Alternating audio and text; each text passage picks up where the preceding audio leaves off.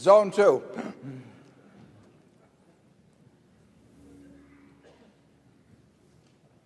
My name is Peter Bevlin from Sweden.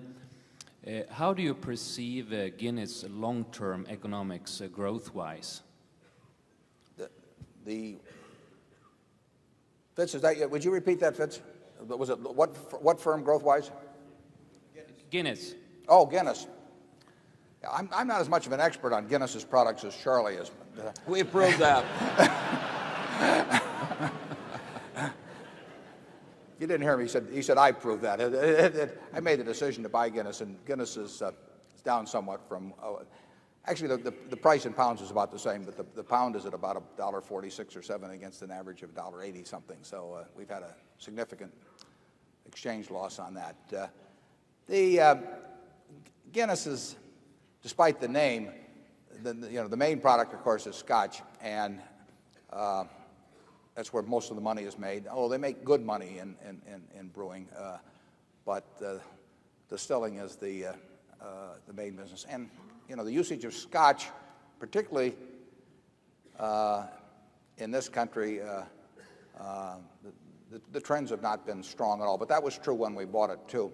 There are some countries around the world where it's grown, and there's certain countries where it's a huge prestige item. I mean, in certain parts of the Far East, the more you pay for Scotch, the better you think people think of you, which I don't understand completely, but I hope it continues. But the worldwide Scotch consumption has not been anything to write home about. Guinness makes a lot of money in the business, but I don't see anything in published history that would lead you to believe that the growth prospects in terms of physical volume are high for Scotch. The Guinness itself, the beer, actually has shown pretty good growth rates in some countries, actually from a very tiny base in the U.S. as well. But they will have to do well in distilling, or that will govern the outcome of Guinness. I think Guinness is well run, and it's a very important company in that business, but I wouldn't count on a lot of physical growth. Charlie, any consumer insights? No. Zone 3.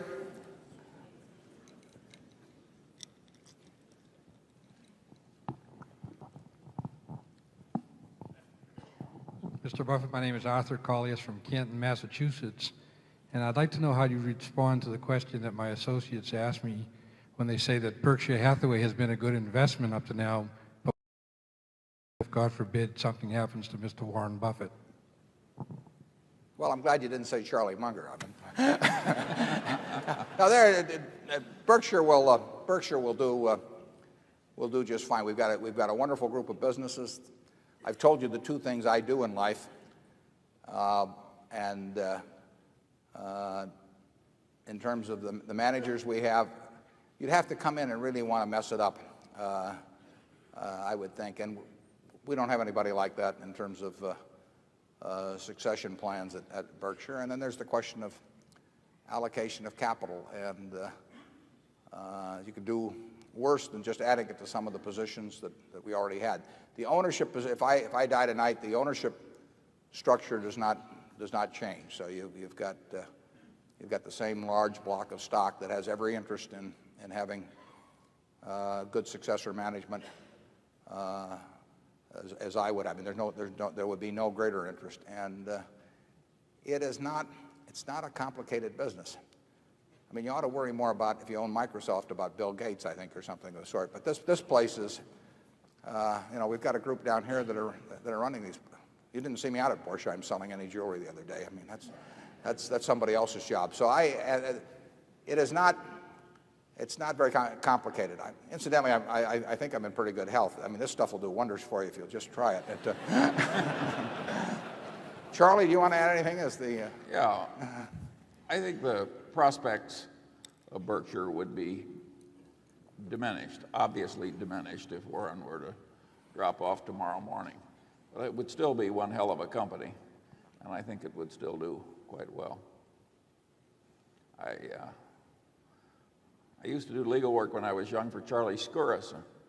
I heard him once say, my business, which was movie theaters like this one, was off 25% last year, and last year was off 25% from the year before, and that was off 25% from the year before. And then he pounded the table and he'd say, but it's still one hell of a business.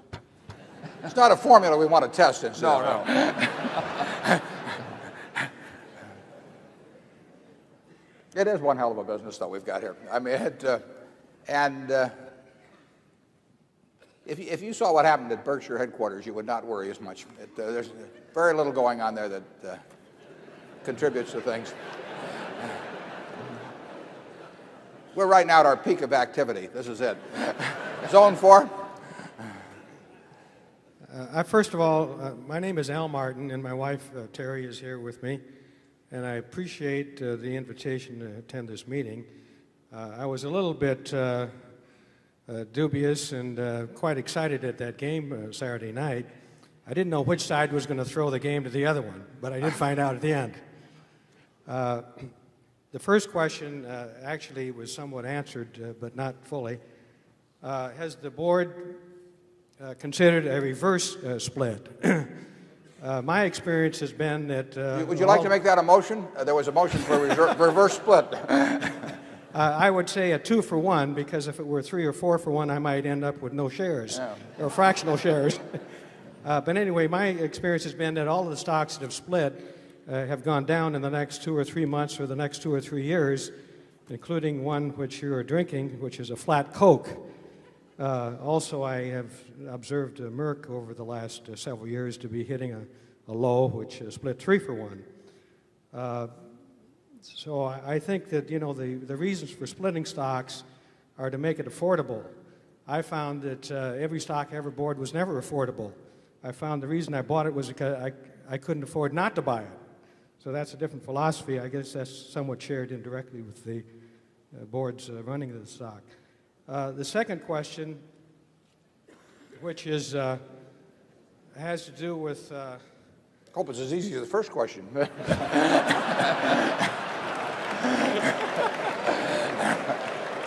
Well, I didn't want to wait for an answer to the first question for that reason, because it could be complicated and confusing and so forth. The second question has to do with could the board consider looking into a commodity broker or a lawyer or both that could take action similar to Hillary Clinton's? I think making your net worth go up by a factor of 5 overnight is more than enticing. Some of us might even want to wait for 10 months to get 100-to-1 return on the money. Well, I want to say 530% in one day. Charlie has never done that for us. I mean, it really caused me to reassess succession plans at Berkshire. And Hillary may be free in a few years.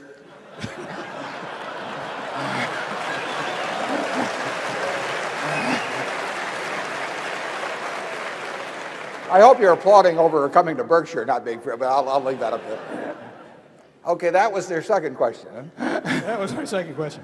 Of course, in my experience, it's been that most of us have thought through this situation, and I guess it's pretty speculative, but I found out that the rules and laws that are made for trading are interpreted rather than enforced, and I think that applied to this particular case. So let's go on to the third question. All right. They're getting easier. This one is real easy.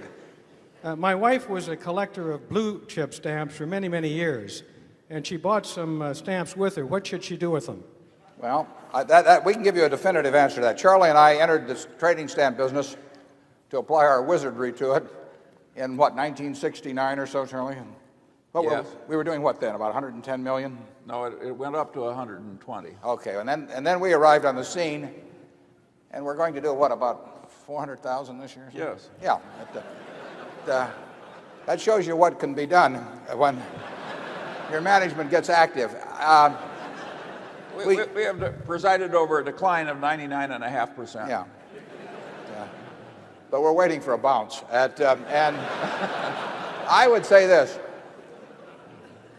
The trading stamp business, as those of you who followed it all know, it only works because of the float. I mean, a very, very high percentage of the stamps in the 60s were cashed in. We have some years that we've gotten up to 99%, I believe we sampled the returns because they were given out in such quantity.